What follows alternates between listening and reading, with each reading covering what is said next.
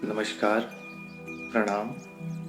इससे पहले मैं अपने चैनल प्रकृति पुरुष के माध्यम से आप लोगों तक अपनी बातों को पहुंचाता रहा हूं। इस जन्म में इस शरीर के माध्यम से योगिक प्रक्रिया द्वारा उन विचारों को अपने शब्दों के माध्यम से आप लोगों तक पहुंचाता रहा हूं।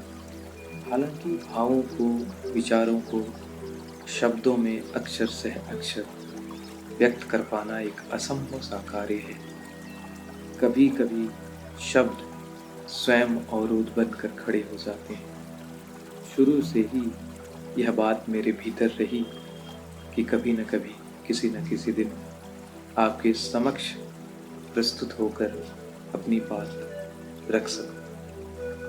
हम जानते हैं जो कुछ भी है वह वर्तमान में है। पूर्व में जो था वह बीत गया और भविष्य अनदेखा है, अनिश्चित है।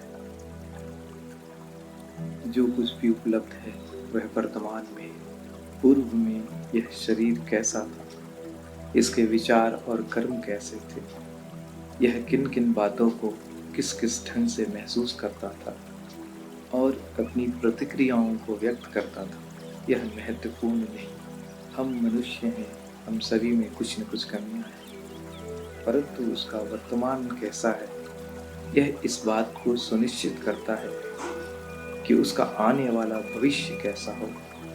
परिवर्तन नियम है और इस प्रकृति का आधार भी। परिवर्तन को आधार मानकर इस शरीर ने अपने भावों में, अपने विचारों में जो कुछ भी परिवर्तन किया उन्हें आप मेरे शब्दों में महसूस करते रहें।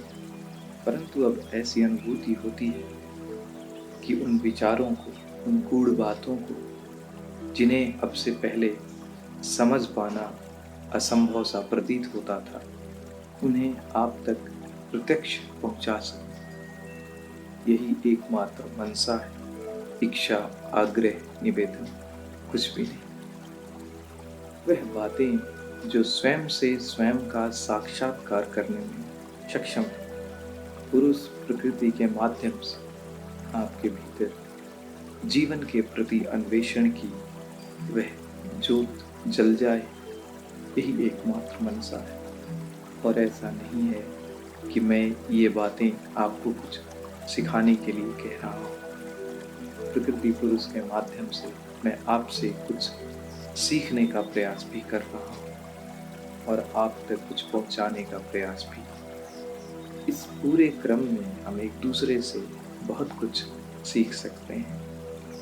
प्रकृति पुरुष के माध्यम से आज से मैं आपके सामने जो कुछ बातें हैं, प्रक्रिया संबंधित, सत्य संबंधित, उन्हें आपसे साझा करूंगा।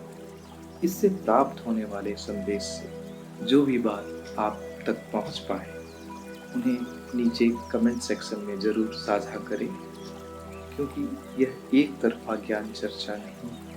आपका और मेरा सूक्ष्म सा ज्ञान एक दूसरे के मन को प्रकाशित कर सकता है। आपके और मेरे हृदय में जीवन के प्रति अन्वेषण, जीवन के प्रति खोज का वह किरण जागृत हो सके, एकमात्र यही ध्येय है। नमस्कार।